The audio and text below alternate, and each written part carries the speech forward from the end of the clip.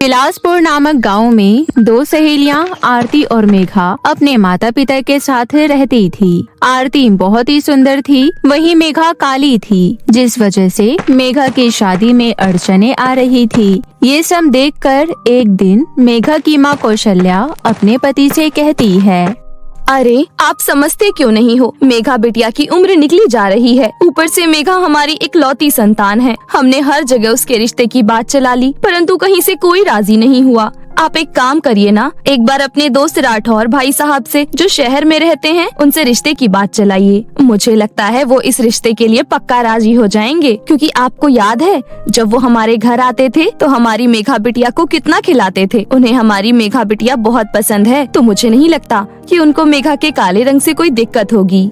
अरे कौशल्या, ये तुम कैसी बातें कर रही हो? माना कि वो मेरा दोस्त है, पर क्या वो इस रिश्ते के लिए राजी होगा? क्यों नहीं होंगे जी, जरूर होंगे राजी। वो हमसे जितना दहेज मांगेंगे हम उतना देंगे। आखिर हमारी इकलौती बेटी है और उनका बेटा भी बहुत ही सुशील है, कोई नशा वशा नहीं करता है, बहुत संस्कारी है उनका राहुल।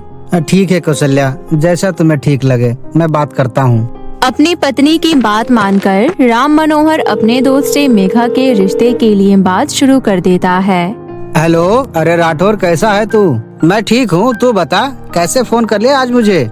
सब कुछ ठीक तो है ना? और भाभी जी कैसी हैं? और मेघा बिटिया कैसी हैं? सब ठीक है। वो मैंने तुझसे कुछ जरूरी बात करने के लिए तुझे फोन किया है। हाँ, तो बोल ना। वो बात कुछ ऐसी है, मैं चाहता हूँ कि क्यों ना हम इस दोस्ती को रिश्तेदारी में बदल दे। अरे वाह, मेरे मन की बात बोल दी तूने। मुझे तो तेरी मेघा बिटिया बचपन से ही बहुत पसंद है, और मैं सोच ही रहा था कि एक बार बिजनेस के कामों से फ्री होकर तुझसे इस बारे में बात करूं। ये सुनकर मेघा के पिता को बहुत तसल्ली मिलती है। ठीक है राठौर, अब इस बारे में मिलकर बात करते हैं। मेघा का पिता बहुत खुश होता है और वो अपनी पत्नी कौशल्या को आवाज लगाता है। अरे कौशल्या, अब तो तुम मिठाई खाओ और हमारी मेघा बिटिया को भी खिलाओ। क्या हुआ पिताजी, आप बहुत खुश लग रही हैं।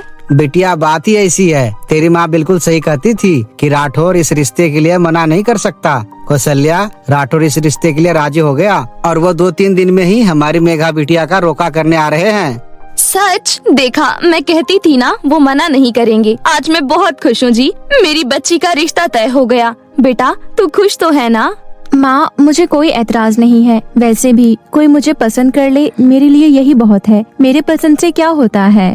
बिटिया, ऐसा मत बोल, तू हमारे लिए लाखों में एक है। अब चल जल्दी से मेरे साथ घर के कामों में हाथ बटा, बहुत काम है। इसी तरह वो लोग बहुत खुश होते हैं। शाम को मेघा ये बात अपनी सहेली आरती को बताती है। आरती, तुझे पता है मेरा रिश्ता पक्का हो गया है। सच? मुबारक हो मेघा, मैं बहुत खुश हूँ तेरे लिए। कुछ दिनों बाद शहर से राठौर सिंह अपने बेटों के साथ गांव पहुंचता है और गांव में ही 2-3 दिन के लिए होटल लेता है।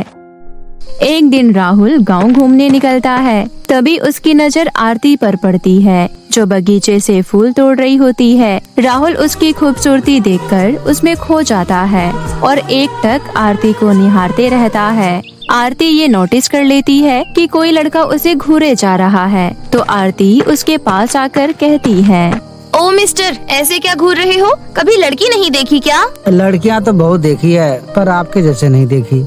अच्छा, मुझे छेड़ने की कोशिश कर रहे हो? अभी आवाज लगाकर पूरे गांव वालों को इकट्ठा कर लूंगी और अच्छे से पिटाई लगवा दूंगी, समझे? हाँ। इतना बोलकर आरती अपने बाल झटकते हुए वहाँ से चली जाती है। राहुल को आरती बहुत अच्छी लगती है, वो उसका दीवाना हो जाता है। राहुल जब घर पहुँचता है तो उसके पिता कहते हैं, बेटा, कल तैयार रहना, मैंने तेरे लिए एक लड़की देखी है, उससे रिश्ते की बात करने के लिए जाना है। ये सुनकर राहुल चौंक जाता है। डैड, आपने तो मुझसे कहा था कि हम गांव घूमने जा रहे हैं, आपने मुझे पहले क्यों नहीं बताया? मुझे अभी शादी नहीं करनी। बस इसीलिए नहीं बताया क्योंकि मुझे पता था तुम यही कहोगे। राहुल, मुझे कुछ नहीं सुनना, मैंने एक बार जो फैसला कर लिया वो कर लिया। मेघा बहुत अच्छी लड़की है और ऊपर से वो मेरे दोस्त की बेटी भी है। मैंने उसे कुछ सोच समझ कर ही तुम्हारा रिश्ता तय किया है। इस रिश्ते के चलते हमें बिजनेस में बहुत बड़ा मुनाफा हो सकता है और तुम मना नहीं करोगे। मैंने फैसला ले लिया है। लेकिन पिताजी, आपने मेरी पसंद के बारे में एक बार भी नहीं पूछा। बेटा, ये तुम अच्छे से जानते हो, मेरे सामने तुम्हारी एक भी नहीं चलने वाली और तुम्हें तो ये शादी करनी ही पड़ेगी। अब शांति से कल तैयार रहना। लड़के वाले के घर पहुंचकर राहुल का पिता मेघा से अपने बेटे राहुल का रिश्ता पक्का कर देता है। 1 महीने बाद की उनकी शादी की डेट फिक्स हो जाती है। मेघा अपनी शादी का कार्ड लेकर आरती के घर आती है। आरती, ये ले मेरी शादी का कार्ड, तुझे मेरी शादी में जरूर आना है। कॉन्ग्रेचुलेशंस मेघा, पर सॉरी यार, मैं नहीं आ पाऊंगी क्योंकि मैं अपनी फैमिली के साथ कहीं और शिफ्ट हो रही हूँ। पापा की शिफ्टिंग किसी और शहर में हो गई है, तो हम लोग जल्दी ये घर खाली करके जा रहे हैं। पर कोई बात नहीं मेघा, मेरी बेस्ट विशेस तुम्हारे साथ है। तुम अपनी हैप्पी मैरिड लाइफ अच्छे से एंजॉय करो। कुछ ही दिनों में उन दोनों की शादी हो जाती है और मेघा राहुल के साथ शहर आ जाती है। लेकिन मेघा से शादी करने के बाद भी हर रोज राहुल को आरती की सादगी और खूबसूरती उसे मन ही मन बेचैन करने लगती है। कुछ लोग इत्तेफाक से ही मिलते हैं और हमेशा के लिए खो जाते हैं। शायद वो लम्हा भी मेरी जिंदगी में कुछ ऐसा ही था। मुझे उसे भूल जाना चाहिए और अपनी पत्नी के साथ खुश रहना चाहिए। राहुल उसको भूलकर अपनी पत्नी मेघा के साथ खुश रहने की कोशिश करता है, मगर फिर भी वो कहीं न कहीं आरती को भूल नहीं पाया। कुछ दिनों बाद राहुल के एक दोस्त की शादी होती है। वो राहुल के घर आता है और कहता है, अरे भाई राहुल, शादी के बाद तो तू मुझे भूल ही गया। ये ले कार्ड, कुछ दिनों में मेरी शादी है और तुझे मेरी शादी में जरूर आना है। हाँ हाँ, क्यों नहीं, शादी में मैं जरूर आऊँगा। आखिर मेरे यार की शादी है, आना तो बनता ही है। अच्छा दोस्त, तो अब मुझे इजाजत दो, मैं चलता हूँ, और भी लोगों को कार्ड देना है। इतना कहकर उसका दोस्त वहाँ से चला जाता है। कुछ दिन बाद उसकी शादी होती है। राहुल अपने दोस्त की शादी में पहुँचता है और वहाँ उसी लड़की को दुल्हन के जोड़े में देखकर वो चौंक जाता है और अंदर ही अंदर टूट जाता है। अरे ये कैसी किस्मत है मेरी, जिससे पहले मुलाकात में ही मोहब्बत हुई, उससे मैं अपनी आंखों के सामने किसी और का होता हुआ देख रहा हूँ। राहुल का दिल पूरी तरह टूट जाता है और वो पूरी शादी होने से पहले ही घर लौट आता है। अपने पति को इतना परेशान देखकर मेघा सोचती है, शादी के 2 साल बाद मैंने इन्हें इतना परेशान देखा है। शायद अगर अभी मैं इनके पास गई तो हो सकता है ये गुस्से में मुझे डांट दे, इसलिए मुझे इनसे कल बात करनी चाहिए। अभी इन्हें कुछ देर के लिए अकेला ही छोड़ देती हूँ। मेघा ऐसा सोचकर राहुल के पास नहीं जाती है और बगल में ही सोफे पर सो जाती है। राहुल को पूरी रात नींद नहीं आती, उसके दिमाग में बस आरती घूमते रहती है। ऐसे ही देखते 1.5 साल बीत जाते हैं। फिर एक दिन आरती सफेद सूट में मंदिर के तरफ जा रही होती है कि तभी मंदिर का पुजारी कहता है, अरे अरे, आप अंदर नहीं जा सकती। आप एक विधवा औरत हो और विधवाओं का यहाँ पूजा पाठ करना मना है। पंडित जी, भगवान तो सभी के समक्ष एक समान होते हैं। आप मुझे अंदर क्यों नहीं जाने दे रहे हैं? मैं बहुत ही श्रद्धा के साथ मंदिर आई हूँ, मुझे कृपया करके अंदर जाने दीजिए। आरती के बहुत कहने पर भी पुजारी आरती को अंदर जाने नहीं देता और मंदिर में कुछ औरतें भी आरती को अनाप शनाप बोलने लगती है। तभी वहाँ से राहुल ऑफिस के लिए गुजर रहा होता है। वो मंदिर में शोर शराबा देखकर अपनी बाइक रोककर मंदिर में आता है। इस मंदिर में किस बात पे इतना शोर शराबा हो रहा है? वो मंदिर पहुंचता है तो आरती को देखकर उसके कदम रुक जाते हैं और आरती को सफेद सूट में देखकर वो अचंभित रह जाता है। ये कैसे हो सकता है? क्या आरती विधवा हो गई है? इसका मतलब मेरा दोस्त अब इस दुनिया में नहीं रहा।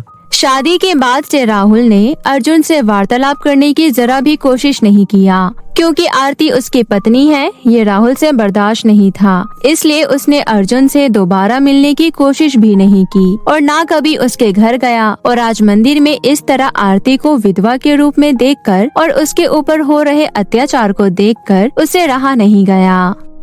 ये क्या तमाशा लगाया हुआ है तुम लोगों ने? तुम आरती को मंदिर में पूजा करने क्यों नहीं दे रहे हो? अरे ये एक विधवा है और अगर ये मंदिर के अंदर गई तो मंदिर अपशगुन हो जाएगा। पंडित के मुंह से ऐसी बातें सुनकर राहुल को गुस्सा आता है और वो मंदिर में रखे सिंदूर को उठाकर आरती की मांग भर देता है। आज से ये औरत विधवा नहीं बल्कि मेरी पत्नी है और अब इसे इस मंदिर में आने से कोई नहीं रोक सकता। कुछ पल के लिए आरती की जिंदगी एकदम से थम जाती है। उसे कुछ भी समझ नहीं आता कि उसके साथ अचानक से क्या हुआ। आरती मंदिर में पूजा करती है, फिर राहुल उसे पास के बगीचे में लेकर जाता है और अपने प्रेम का इजहार करता है। आरती, मैं तुमसे बहुत प्रेम करता हूँ और अपनी आंखों के सामने तुम्हें अपने दोस्त का होता हुआ देख मुझसे रहा नहीं गया। फिर मैंने तुम्हें भूलने की बहुत कोशिश की परंतु भुला नहीं पाया।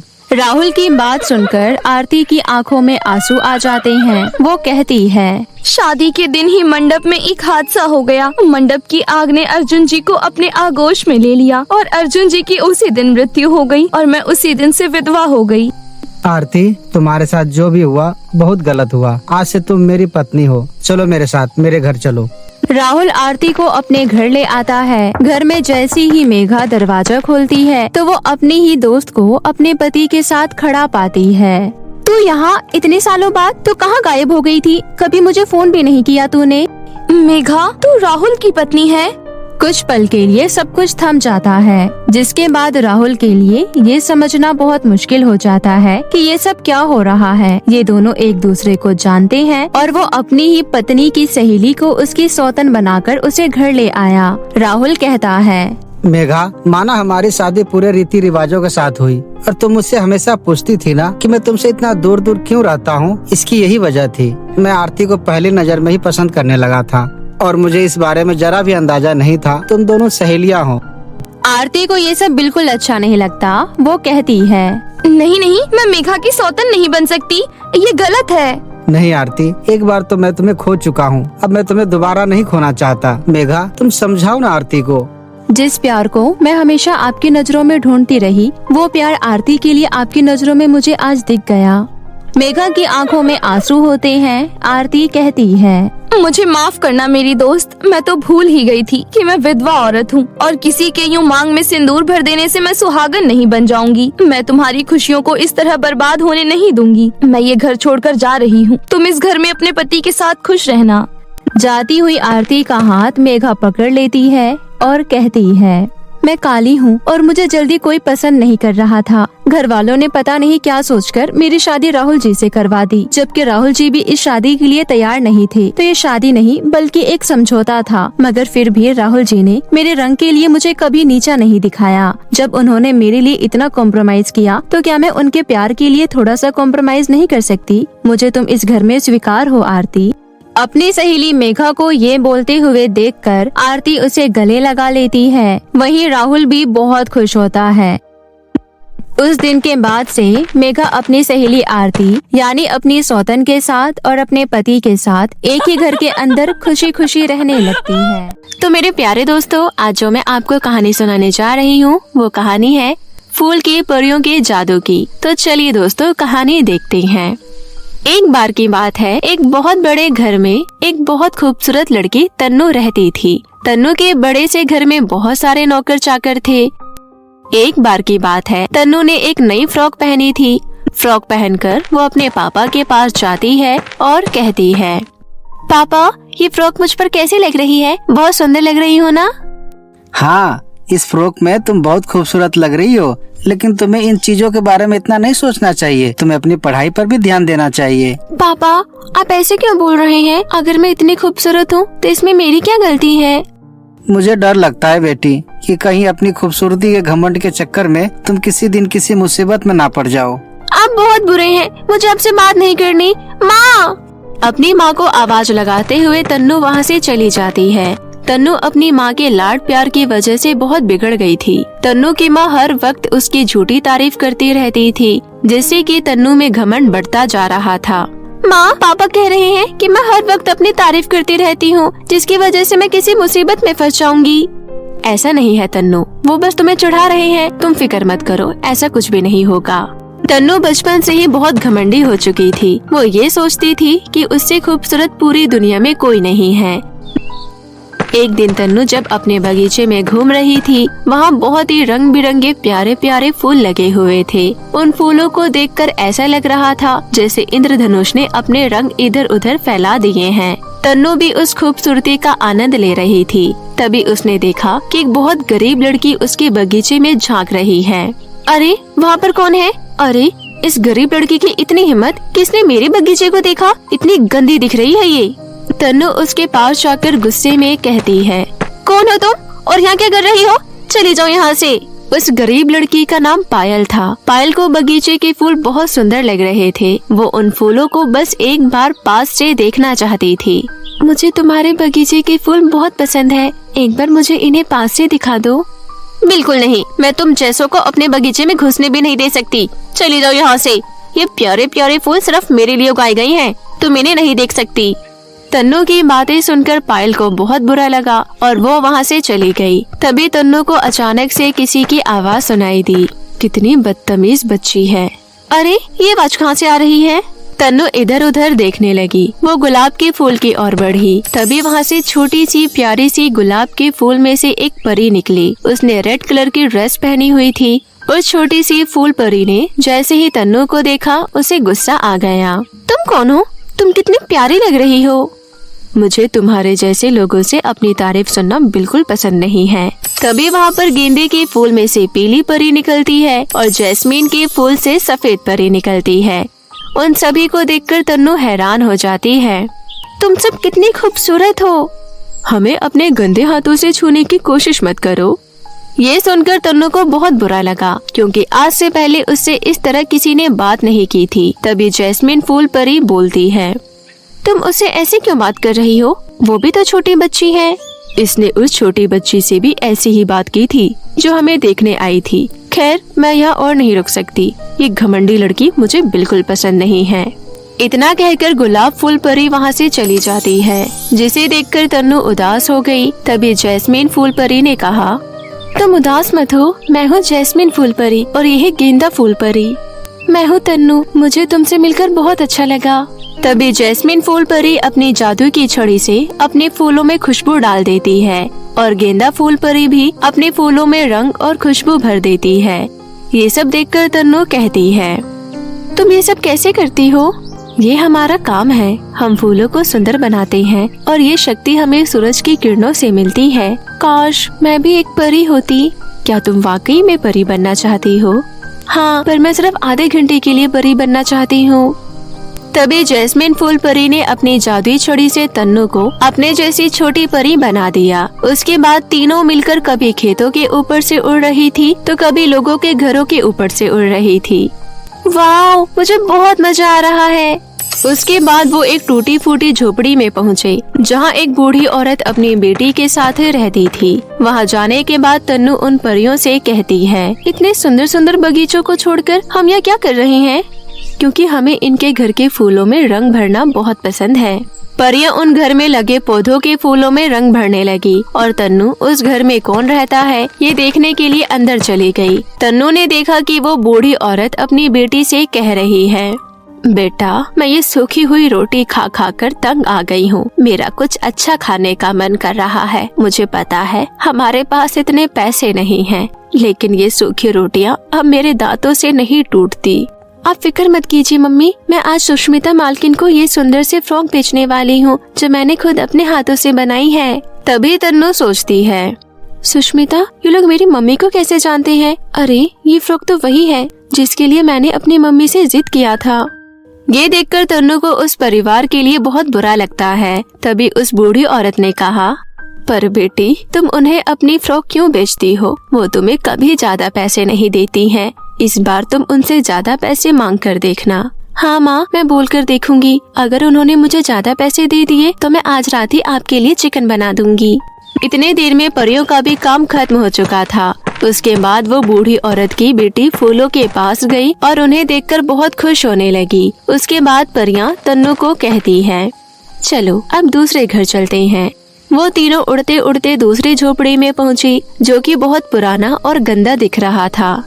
मुझे समझ नहीं आ रहा कि इतनी अच्छी अच्छी जगह छोड़कर तुम टूटी हुई झोपड़ियों में क्यों जा रही हो? तुम बगीचों में भी तो रंग भर सकती हो ना।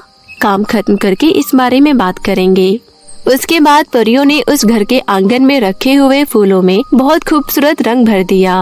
वाओ, ये तो बहुत ही ज्यादा खूबसूरत लग रही हैं।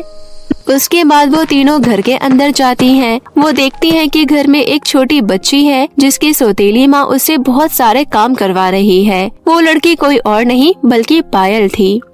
ये तो वही लड़की है जिसे मैंने अपने बगीचे से भगा दिया था। इसको प्यार करने के लिए इसके माता पिता नहीं हैं। ये बात सुनकर तन्नू को बहुत दुख हुआ। उन्होंने देखा कि पायल आंगन में आई और फूलों को देखकर बहुत खुश हुई। ओह वाओ, कितने सुंदर फूल है और खुशबू कितनी अच्छी आ रही है। उसके बाद परी तन्नू से कहती है, ऐसे घर में हम इसलिए आते हैं ताकि हम इन्हें 2 पल की खुशियाँ दे सके, क्योंकि हमें खुशियाँ बांटना बहुत पसंद है। काश मैं भी असली परी होती तो मैं भी खुशियाँ बांट सकती। दोनों परियां ये सुनकर बहुत खुश हुई, क्योंकि तन्नू के मन में दूसरों के लिए प्यार जाग रहा था। तुम तो इंसान हो, तुम तो बहुत कुछ कर सकती हो। अच्छा, हम चलते हैं, तुम्हारा आधा घंटा पूरा हो चुका है। उसके बाद परियां वहाँ से गायब हो गई और तन्नू अपने असली इंसानी रूप में आ जाती है। अरे नहीं, अब मैं घर वापस कैसे जाऊंगी? तभी पायल तन्नू को देख लेती है और कहती है, तुम तो वही हो ना जिसने मुझे अपने बगीचे से बाहर निकाल दिया था। तुम अपने सुंदर बगीचे को छोड़कर यहाँ क्या कर रही हो? मैं रास्ता भूल गई, अब मैं वापस अपने घर कैसे जाऊँ? क्या तुम मेरी मदद करोगी? पायल बहुत दयालु थी। वो तन्नू की बात सुनकर उसकी मदद करने के लिए तैयार हो गई। तब तन्नू ने कहा, मैं तन्नू हूँ और तुम्हारा नाम क्या है? मेरा नाम पायल है। वो दोनों साथ में चलते चलते बातें करने लगती है। क्या तुम यहाँ रहती हो? हाँ, मैं इसी झोपड़ी में अपनी सौतेली माँ के साथ रहती हूँ। वो मुझे पसंद नहीं करती, लेकिन मुझे इस बात से कोई फर्क नहीं पड़ता, क्योंकि वो मुझे खाना देती है। दोनों में दोस्ती हो जाती है और बातें करते करते वो घर पहुँच जाती है। पायल, तुम भी मेरे साथ मेरे घर के अंदर चलो। तन्नू ने घर के अंदर ले जाकर पायल को बहुत अच्छा खाना खिलाया। फिर वो उसे अपने साथ बगीचे में घुमाने ले गई और उसने पायल से कहा कि वो जितने फूल चाहे ले सकती है। उसने पायल को दरवाजे तक छोड़ा और उससे माफी भी मांगी। उसके बाद पायल वहाँ से चली गई। पायल के जाने के बाद तन्नू अपने पापा के पास गई। फिर उसने अपने पापा को पायल के बारे में बताया कि उसकी सौतेली माँ उसे बहुत परेशान करती है। तो तुम मुझसे क्या चाहती हो तन्नू? क्या वो हमारे घर में नहीं रह सकती? बिल्कुल रह सकती है, मुझे तुम पर बहुत गर्व है बेटी। तन्नू बहुत खुश थी। उसके बाद वो वहाँ से चली गई। उसके पापा भी अपनी बेटी के फैसले पर बहुत खुश हुए कि उसे दूसरों की कितनी फिक्र है। उसके बाद वो उसकी मम्मी के पास गई। उसकी मम्मी उसी कपड़े सिलने वाली लड़की से बात कर रही थी। मम्मी, मुझे ये फ्रॉक बहुत पसंद आई। मैंने आज से पहले इतनी सुंदर फ्रॉक कभी नहीं देखी। मुझे लगता है हमें इन्हें डबल पैसे देने चाहिए। तन्नू की बातें सुनकर उसकी मम्मी बहुत हैरान हुई। उन्होंने अपनी बेटी की खुशी के लिए उस लड़की को डबल पैसे दिए। वो लड़की बहुत खुश हुई और खुशी खुशी वहाँ से चली गई। तन्नू के पिता ने उससे वादा किया था, लेकिन वो पायल को अपने घर ले आए। पायल भी बहुत खुश थी। तन्नू समझ गई थी कि चेहरे की खूबसूरती से ज्यादा खूबसूरत इंसान का मन होता है। ये एक ऐसा सबक था जो शायद वो कभी नहीं भूल पाएगी। फूल की जादुई परियों ने उसको अच्छा सबक सिखाया था।